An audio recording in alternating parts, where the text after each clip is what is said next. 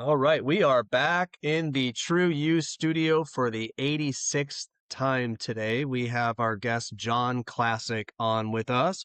John is the author of a forthcoming book about his journey from hardcore drug addiction and 9 years in prison to an unexpected transformation through literature and mentorship.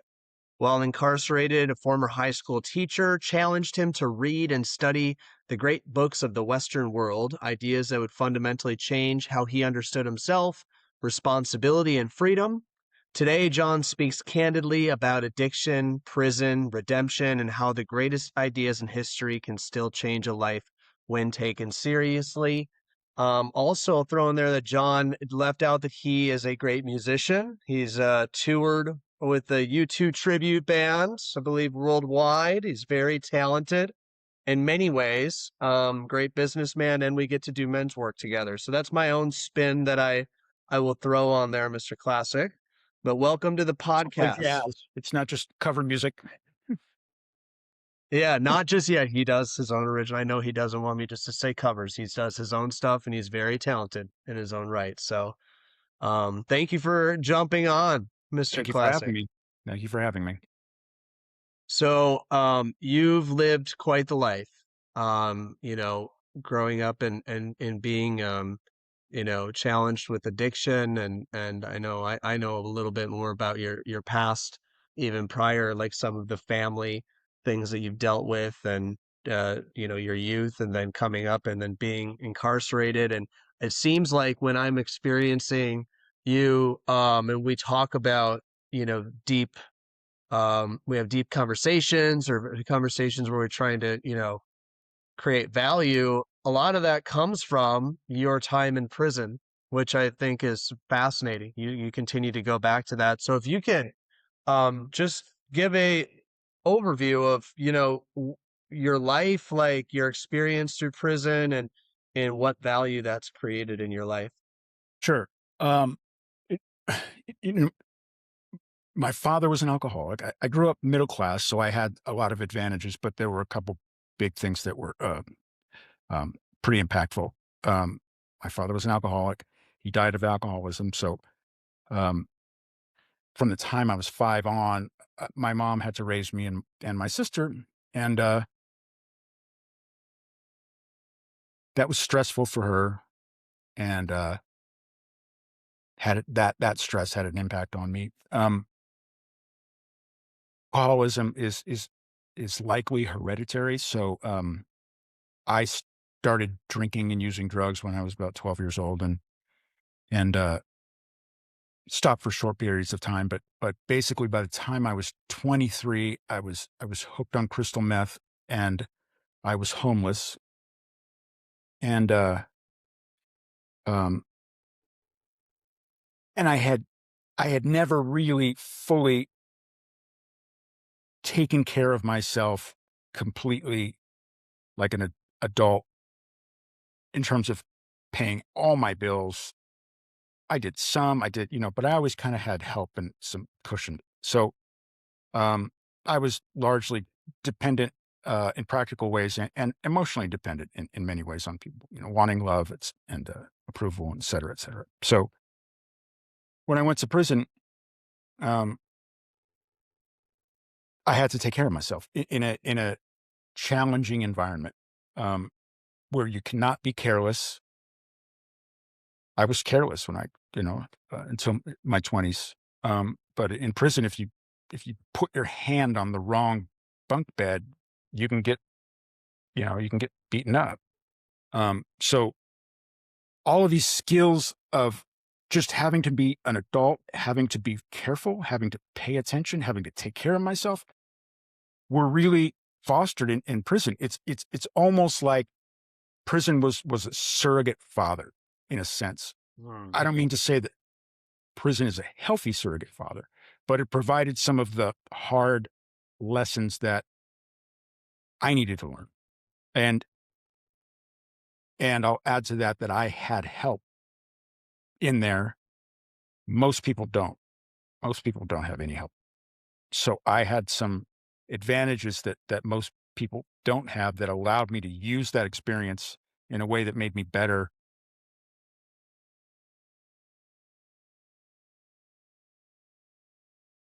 And that's what your book is about, is your mentor who you met prior to prison, right? At a young age, and then uh, offered you a lot of literature and mentorship that supported you while you were going through that and coming out of that. Right. That's So what your book is about. fundamentally, it's about. I guess I would say it's about two things. It's about that relationship, but it's also about my life, and particularly what it's like inside a prison. In my life, I've spent 9 years in prison, and it's a it's a bizarre subculture that operates in a way that um, in many ways is just like Hollywood, and in many ways is very different. It's a bad world, but it's also interesting the way it functions, the way that So I guess part of the book is also just about elucidating that for people, and telling them how it works in there, because it's a place that What do you unfortunately most think would people be don't get to some of see. the key? Oh, sorry if I jumped on you there. What do No, you that's fine. think would be some of the key components of uh like for our listeners, like what how when you're talking about how it functions, what would how would you speak to that? Yeah, well, this is interesting. And then I'm only speaking for California prisons because every state works a little bit differently. So I really can't speak to the whole prison system entirely, but I can speak to California. Um, the Hollywood version is that you go into prison and you get victimized. That's actually not the case at all. When you go into a living situation, like be it a dorm or whatever, um, if you're white, a bunch of white guys are going to come greet you at the door, shake your hand, ask you if you need anything. They're also going to ask you for your paperwork, which shows the charge that you were arrested for. They check your paperwork because if you are a child molester, if you have domestic violence, if you have a certain list of crimes, something bad is going to happen quickly.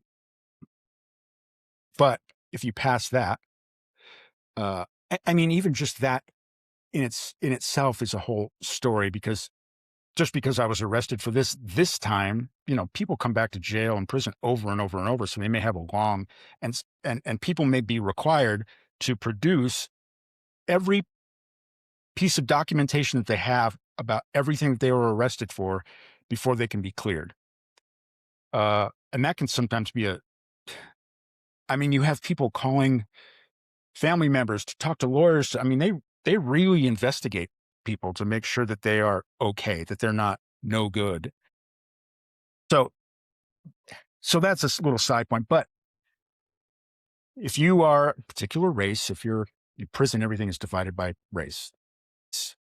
There's Hispanics. Hispanics are kind of divided into a couple categories.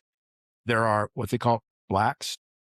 And if you're white, that's your clique. And they will take care of you, and they'll back you up, and make sure that you're relatively taken care of. And then if something happens, if there's some sort of issue with another race, you're expected to show up for a fight or a riot or something like that. But it's interesting because the way, the reality of prison, I was in prison for 9 years. I got into one fight. So that clan kind of system actually keeps things pretty peaceful. It's strange. Now there is violence, but it happens in a more organized way than you would expect. It's not random. It's not people victimizing other people. That I never even saw that at all. Um, and it happens because people get into debt for drugs or gambling, and if they do, Hmm. if you're white and you get into debt for gambling or drugs, you owe money to Hispanics, the white people beat you up. The whites and Hispanics talk, and the Hispanics say, "Hey, this guy owes us money. It's overdue. You guys have to check him." So Hmm. it's so it's like there's a whole litany of sort of somewhat counterintuitive realities of the way that world functions. I mean, they were interesting to me, and I found that when I've told people about they're interesting to them as well. So there's that. Yeah. There's a large element of that kind of thing. Yeah. Yeah. Um, Constant sort of survival, looking out for your survival. I mean, with that, I'm just guessing that is that part of the process? Like, is there I like mean, this sort of guard up, or how would you speak to that? not really exactly in the way that you would think, because of the system that I just described. If you if you don't get into debt for drugs or gambling, and you don't disrespect anybody, and you're nice to people, and you're you know uh, respectful, like I tried to be, the reality is you won't really have to be so much worried about your physical survival. It's not like swimming with the sharks Hmm. 24 hours. But Okay. also in prison, Interesting. there are things to get. For example, college classes, which may knock some time off your sentence, or vocational programs that may allow you to make 22 cents an hour, which sounds like nothing, but when you're in prison, $20 a month is a lot. But getting those things takes a lot of hustle. Everybody wants those opportunities. There's more people that want them than opportunities are available. So one thing I learned in prison was how to hustle for myself. That's the kind of survival that I learned that I really had not learned Mm, um, in the world. I got myself. No, there's nobody to help me now, right? For the first time in my life, I can't lean on anybody, and I found the cracks. I found who's the person you talk to? Who do you give a Snickers bar to? Who do you know what I mean? yeah. Like, what connections do you have to make in order to get that thing? And sometimes those were long, complicated processes. Uh, Um, and then I ended up getting myself good paying jobs. I ended up getting myself, lots of college classes, time off my sentence because I hustled. That skill uh, had immense value in the real world, because in prison, right. Yeah. there's no straight line. It's all hustle. It's all working between the cracks. And if you're in business, like that's the way you got to think, right? Yeah. So for you, now that you've been out for quite some time, you've been sober, you're now writing or finishing this book, and clearly there's there's purpose behind this, and I'm curious, what is your purpose for speaking to your experience there and going into, whether it's a rehab or writing this book, what's the purpose behind the work now that you're doing? Right. That's a very good question. So as you mentioned before, I had a mentor who, uh, highly educated, very well read, and also very down to earth. Um, so he speaks both the highfalutin language of the philosophers, and he can also survive on the street. He's kind of both people. So he has a lot of practical application for um, things that we discussed. And I'd say I took away, let's say, I don't know, about 8 to 10 sort of lessons that really changed my life in substantial ways. And I know for a fact that there are people that can use those insights to increase their happiness, their effectiveness, a whole uh, range of factors in their life. And it just happened to me. I got in a sense lucky. You wouldn't really call going to prison lucky, but I got lucky to have that happen.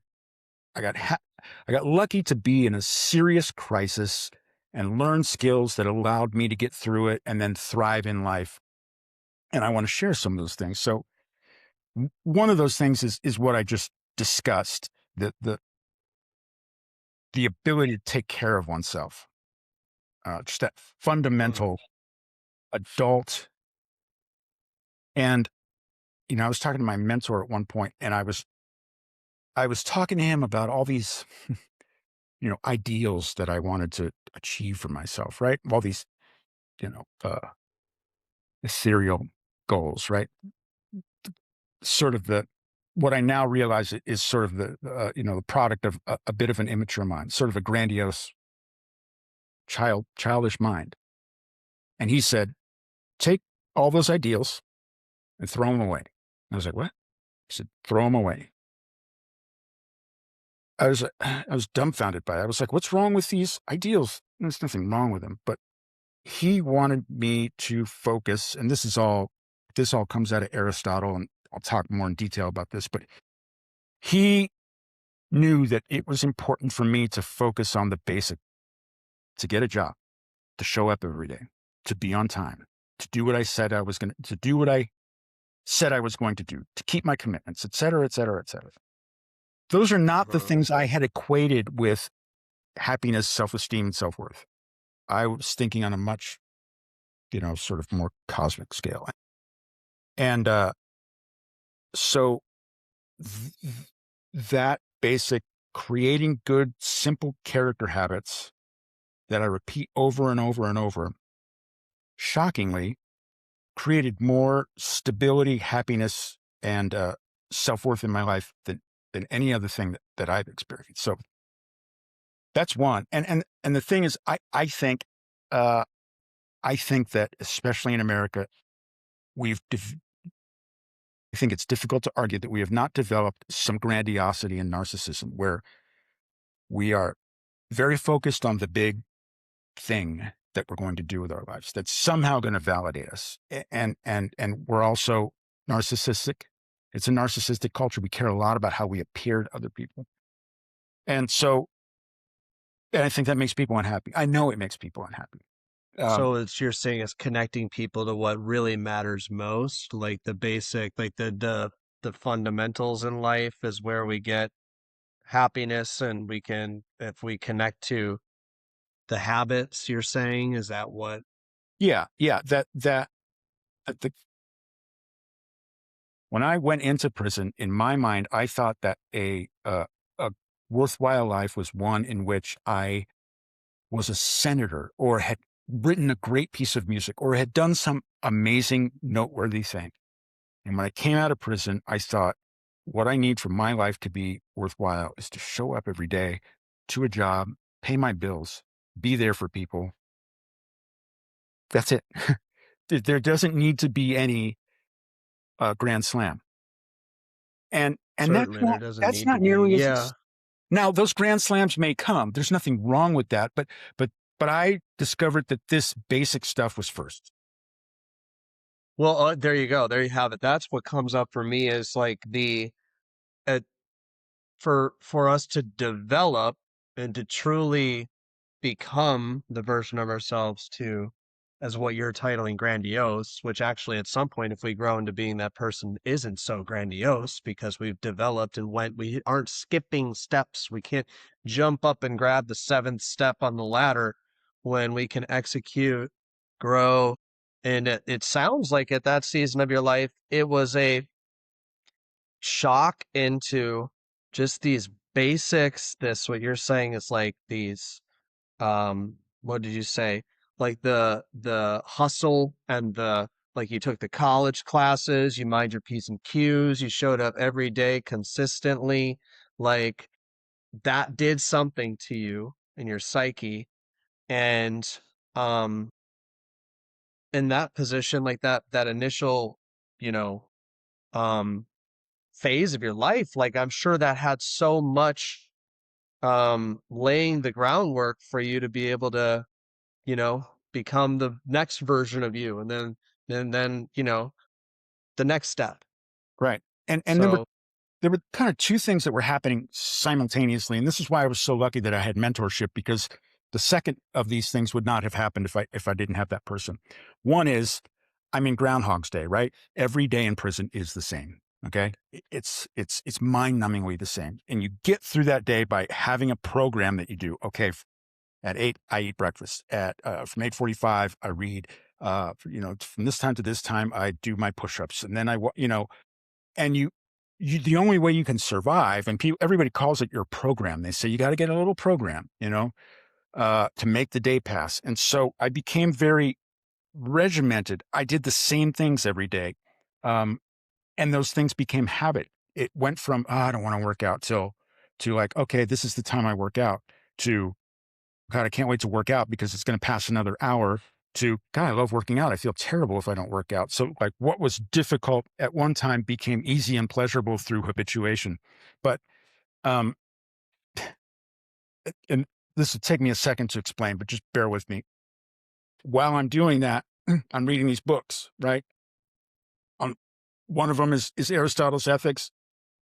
This was a particular time, and another one is Plutarch's Lives of Noble Greeks and Romans. Now, this is, I should say, incredibly difficult reading, and I probably understood maybe 10% of what I read. I hated reading a lot of this stuff. It was so hard, and I would call my mentor and be like, I don't understand what I'm reading," and he would ask me questions and pull some stuff out of me.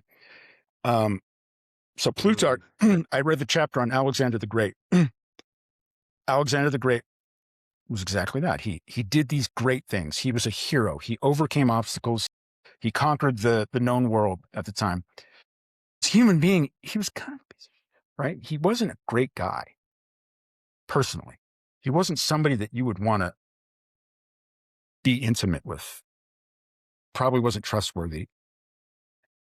At the same time, I'm reading Aristotle, who ironically was Alexander the Great's tutor. Apparently, Alexander the Great didn't really learn anything from him because, really? well, because Aristotle is saying, don't worry about, the conquering the world, the this, the great things. Just focus on building up those habits. And to put it succinctly, Aristotle would say that you have best chance at living a happy life when you naturally desire to do what's good for you and good for other people. When it's more pleasurable for you to tell the truth, when it's pleasurable and easy to be on time, to be prepared. It's pleasurable and easy to wake up, to go to work, to exercise. When you can only accomplish that through doing those things for a long period of time until they become habits. Once they become habits, then they become easier. And once they become ingrained, they become pleasurable. And the things that are bad for you, if you habituate yourself away from them, become less pleasurable and distasteful. So here are two very different philosophies. One is conquer the world, be this great person, da da da da da. And Aristotle's like, just eat right, tell the truth, do the right thing, show up on time, get a job. Now, if you're habituated that way and some crisis hits you, you may there may be a situation in which you're called to be a hero or called to be great. And if you're well habituated, you'll naturally do that. But the people who are looking for that, who are saying, oh, I want to be this big shot, I want to be this hero, it's a very sick way to think about it. Aristotle would say that it's not something you should desire, but if you're well trained, you will do the right thing when the great situation happens. So, and I Mhm. called my mentor and I was like, Plutarch and Aristotle are talking about very different people. Cause I was unsure, even when I said that, I wasn't sure if that was correct. And he was like, exactly. And I saw that, that divide was everything to me because I had been wanting to be Alexander the Great my whole life, wanting to do great things, wanting to be impressive, wanting to da, da, da, da, da. And then I saw this other thing. I was like, oh shit, I could just keep doing what I'm doing now, which is habituating myself, and I can be happy and successful in life, at least according to Aristotle. And that turned out to Yeah, be true. building positive habits. Yeah. Yeah. Um, couple questions. One around mentorship. Let's start there. You brought this up quite a bit. This is also a big part of your book and what you speak to people on. So, just speak about what comes up for you around mentorship, the value of that, whether it's when you're in prison, out of prison, any key areas of your life. Like what does good mentorship do, and how would you speak to the listeners and obtaining mentors for their lives? That's an interesting question. Let me first approach that in the broadest sense.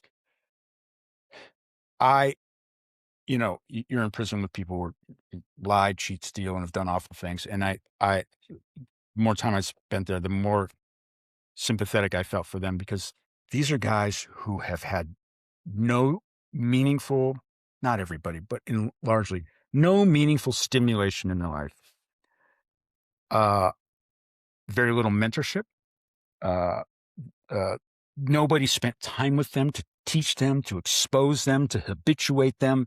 A lot of them were just alone, and they stayed children, and they became what they became. And because they didn't have what I have, and I was able to be successful after prison, not because I'm some great guy, but because I have a lot of resources. I have people around me that love me and want to support me and are trying to infuse me with good, positive things. And I was given an education, et cetera, et cetera. So, um, nobody, and a lot of people in America say, I did it all myself. But if you look at the people who are very successful, look at their lives, they had a community around them that was in their corner, right?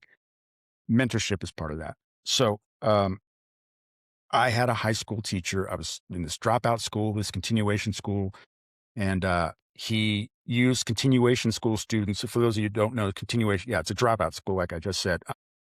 He created an academic decathlon team out of nothing but uh, continuation school dropout students, and we competed against the regular high schools. And our scores in the arts category have never been beaten. Um, Hmm. at, in the super quiz, which is the 10th academic event of the day, which is like done like a game show, it's done like in front of an audience. Out of all the schools in LA, in Los Angeles, we came in 6th. Now, uh, I got to experience really good leadership and really good mentorship, and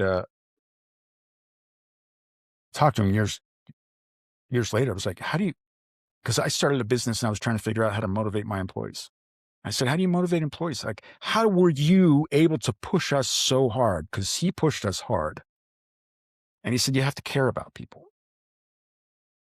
You have to care about them. Hmm. I was like, because I'm thinking from my perspective, I want to make a profit. How do I get people to work hard so I can make more money? Oh, yeah, you have to care about people. So uh, he didn't care about those results that we got. He didn't care about winning. He didn't Yeah. care about the medals. He didn't care about any of that. He cared about us. He cared Yeah. about making us the best human Amen. we could possibly be. And when somebody really Amen. cares about you and you know it and they show it by spending time and energy on you, they can push you. Hmm. They can get in your face. For And sure. So right? it's like there's somebody, because I'm trying to crack the code for, again, for the listeners. So is there, if I'm average Joe or Billy Bob or Susie and wherever out here listening, I'm like, man, I'd love to have a mentor overall for my life or for my business or whatever. It's like one component that's very important is they deeply care, or there's a trust formed between you where you're willing to go deep with one another. No, like it sounds like he didn't hold back. What would you say if we simply put, like, what are the key elements that make up um a good mentor?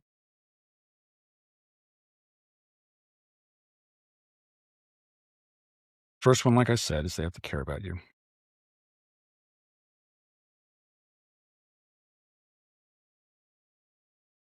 They have to have some gravitas and wisdom.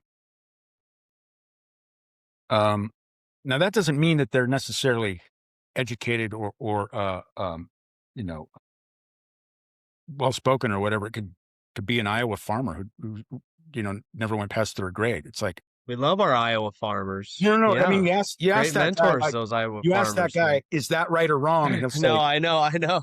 he'll say, no, that's wrong. And Yeah. you'll say, why? And he'll go, I don't know, but I know it's wrong. So you've got wisdom in all kinds of people. It doesn't have to come from some highbrow place, but they have to. Okay, so that would be Yeah. what it would be. They have to be ethically very Wisdom. centered, Hmm. right? Ethically very centered. They have to be trustworthy, Ethical wisdom, deeply care for you. yeah, and Yeah. skilled in some Um, my some arena. yeah, my uh a way of how would I call it? A system that I use in making big decisions or navigating different areas of life is, who is the one that has the most believability that I have trust with in my life in that category. So if I'm going to um write a book, if I'm going to start a band, has the most believability that I'm in relationship with that has that care around that. And I think for listeners here, what comes up for me is if you're seeking mentorship, um, yes, deep care, willing to go the mile for you. But then do they have believability in that category? Right. Um, That's what I meant. Like deep knowledge in some area that you're, interested in, mm-hmm, at mm-hmm, least that area, yeah, hopefully too. But yeah. And I have found that now I got lucky. I have an amazing mentor. Uh, yeah, I got lucky and, you know, just the roll of the dice that I happen to meet him. But have found in my life, because I've done this a couple times, that when I want something, well, I'll tell you a story. So when I was trying to move from being a session musician to being a TV composer, uh, I got some consulting, and the consultant said to interview 5 people that were doing what I wanted to do. So I interviewed a couple TV composers. How did you get into this? And the first one that I interviewed with actually hired me. But the point of that story is that I notice pretty consistently that when people have a vision and they're confident about it and they own it, people want to help them. Even people in higher positions are like, "Oh man, I like your drive. You know, you're here. mm-hmm, Uh, I'm not going to profit from helping you, but and so just there are people that are willing to help outside of the yeah. financial. You know, If I can speak on that too, I think if people are um, looking to develop themselves, be in relationship with people that are better than you in certain areas, in any area. So be around those where you're the worst in the room. So yep. Oh really yeah, proximity is a great start. And when you have proximity, ask questions and seek to add value to them. So seek first to give. That's so first to understand, like you talk about Covey's book. So seek first to understand, then to be understood. So if I'm going to seek to serve and I'm going to work my way into rooms where I'm the worst in the room, then that alone will put me in this area. And then it evolves into how can I enroll these people into my life in a more intimate setting? And then what structure can I create for my life with or for my relationship, my mentoring with these people? I think it's important that there is some of that. We often can get distracted and drift, and you're talking about habits. I'm sure your programs that you're talking about that you had in prison were very well. I mean, in prison, I'm sure you wake up every day and you have nothing fucking better to do, and you go and you go and you go.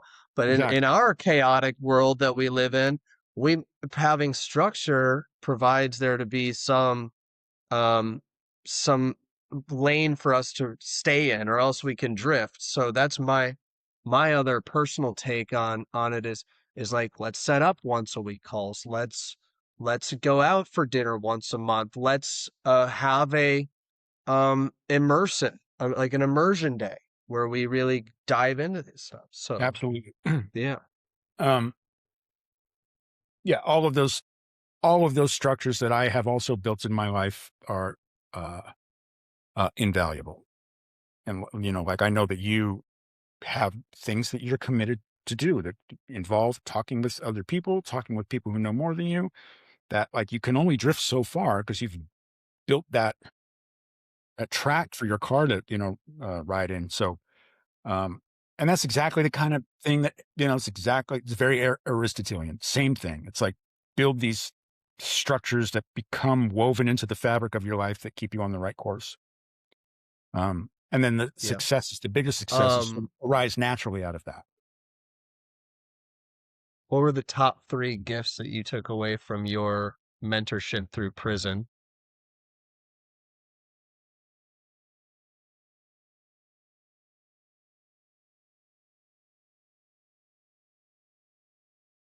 So the Aristotle thing was one, just you know, the grandiose versus the less glamorous habits.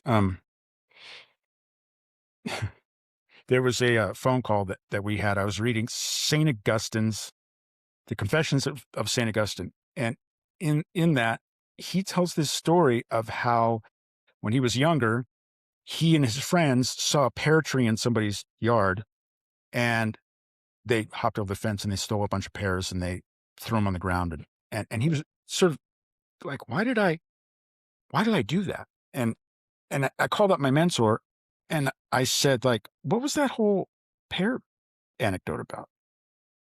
And he said, he stole those pears, right? And I said, yeah. He said, he wasn't hungry. I said, no. He just stole them just to steal, right?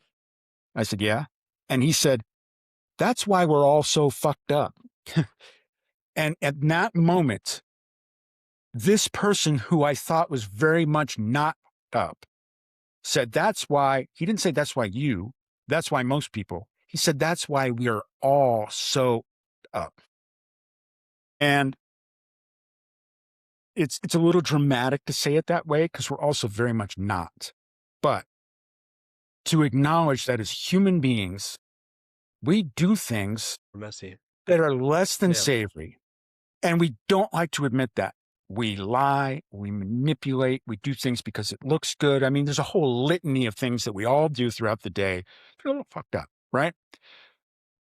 But acknowledging that as a starting point, because I don't want to get religious about this, but I think the Bible's pretty clear that we're starting from hey, we're a little screwed up. Like, I'm God, you're not. I'm perfect, you're definitely not. Yeah. And so if we know Yeah. that we're screwed up, when we do something screwed up, we can go, well, there I go again, without Mm-hmm. getting into, oh my God, what's wrong with me? I'm such a terrible Yeah. person. I need to hide this Or- from everybody. So it gives you this tool of being able to go, oh, I'm going to identify that and I'm going to try to correct it without thinking there's something wrong with me. Because if I do something screwed up, it's not because there's something wrong with me. It's because I'm human. So I Yeah. had always thought I was supposed to be better than I was. And so hearing that everybody's a little screwed up made it a lot easier for me to course correct on a daily basis when I did things that were screwed up, Sounds like you were It able was to forgive relief. yourself. Yeah, to forgive myself, to just observe what I had done without the shame and all that stuff, Yeah. and to course Yeah. correct. And holding all that shame and all those other things can lead to, a lot more Disaster. Yeah, issues. Yeah. yeah. What was the third thing then? What's the third biggest takeaway from your mentorship through prison?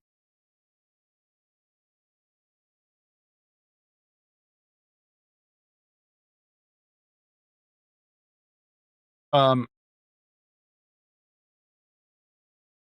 Caught between two really. One is Viktor Frankl. Give us 4. If you gotta give us 4. I mean, one is relatively related, and it's by this philosopher who's still alive named Martha Nussbaum, and she has she's a theory called primitive shame, and that is the theory that some people say that shame is something that is put upon us by our parents, by society, by institutions, et cetera, et cetera. If it weren't for all these ideas that these people in these institutions were foisting on you, you wouldn't feel any shame. She says, no, you're born with shame. You're born with shame. That people naturally have this deep feeling that they are not good enough, and and there's a part of ourselves that she believes that we hate. You want to know what that is? It's our weakness. We hate that we're weak. We hate that we are, like I said before, oh, fucked up. We can't stand it. We try to avoid it. We try to run away from it. We try to deny it. And all of the things that arise from that being uncomfortable with the fact that we're weak and imperfect just destroy lives. So like, it's so deep that we're actually disgusted by it. And when we see it in other people, homeless people on the street shooting drugs, we're disgusted, right? Why are we disgusted? Because we hate that part of the human existence, that weakness that is part of all of us. Now, we might not all go that far down. I've been close, but we all have that same, you know, basic human imperfection, that basic human weakness. It's not, we're all on somewhere on a scale, and we Yeah. hate it. We want to be perfect. We want to be perfect. And so it ties in obviously with what I was just saying before, but just the ability to recognize imperfection and weakness without shame, which I'm not saying I can do, but to approach that was a huge insight for me. There was this basketball player, Bill Bradley, who, when he missed a shot, uh, he would he wouldn't go, "Oh my god, all these people are watching. Oh, it's such a huge game. Oh my god, I let my teammates down." All this stuff. He trained himself to only go, "Oh, okay, little 2 inches left, a little bit more, and get right back in the game." So Yeah. that kind of action, skipping the whole like, "Oh my, what's wrong with Go me? How did again. I do that? How everybody's watching, blah blah blah blah blah," and just going, "What did I do? Course correct." It became a Course huge correct, big baby. time, right? And it's what we do in in men's work. It's like, where's your screw up? All right, let's address it and move on. Mm-hmm. You know. Mm-hmm. So the last one is the Viktor Frankl thing, and anybody who's not read Man's Search for Meaning, I highly recommend it. You've read it, right, Schultz? Have you read it? Yeah. Yep, I have. So it's a perfect book if you're locked up, Yeah. because this is a guy who was a psychiatrist. It is. It's about the incarceration or Right. the He was in a yeah, concentration the camp and lost his camps, his concentration entire camps. family, Yeah. and he developed a philosophy. He had already kind of developed the philosophy, but it really cemented it, and that was that, uh, well, like Nietzsche said, man or woman can survive anyhow if they have a why. You can get through anything if you. Mm-hmm. Mm-hmm. So I'm And I in. remember distinctly in that book that the Nazis couldn't take away his power that he had between stimulus and response. Yeah, So what happens to him and his ability to in that time like take the like to absorb maintain it his dignity. and how he works. His Yeah, dignity. Yeah. yeah, because they could Yeah. take everything away, but he Um in his mind could not mhm. give up. He in his mind could say, "I still believe I'm a dignified human being despite what you do to me." And Yeah. Incredibly powerful book. Um so yeah. Uh, oh, go ahead. no, well, so in jail, you have no control over anything. The only thing you can control is what happens in your mind and what you do in the your free time. So that book, looking at where can I exercise my power in a place where I'm powerless, forced me to expand my abilities here and here.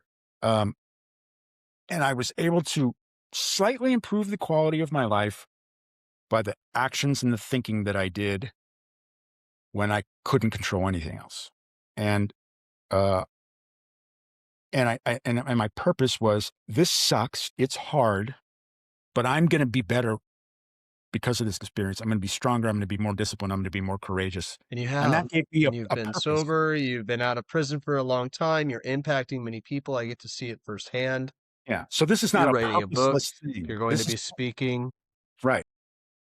And so that's another Yeah. thing that I want to bring S- to people, is that when they're in crises in their life and they are out of control, there's nothing they can do. There are things that we can do when we can't control anything else that will allow us to come through crises and failure, you know, and become better people as a result of it.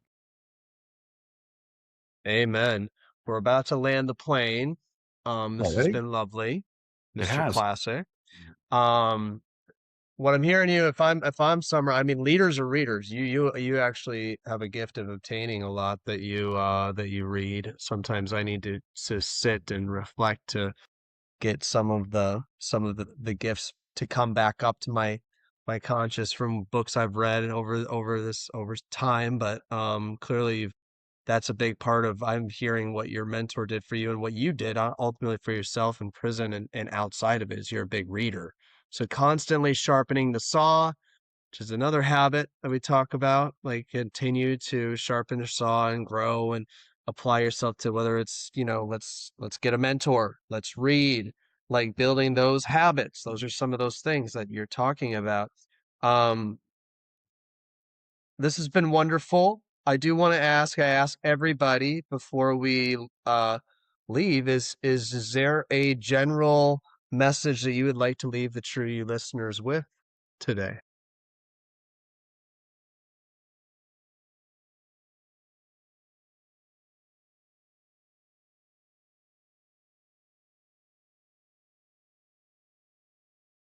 There's a quote that I want to share with you, and I can't remember it, but it has something to do with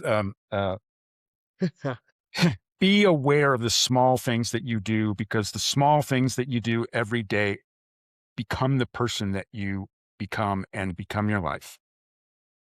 That's one of the most important lessons that I learned from Little things the little matter, things they add matter. up. The Be little things matter. consistent. Yeah. Wonderful. Well, Mr. Classic, thank you so much. What's the title of your book? I don't know yet. I don't know yet.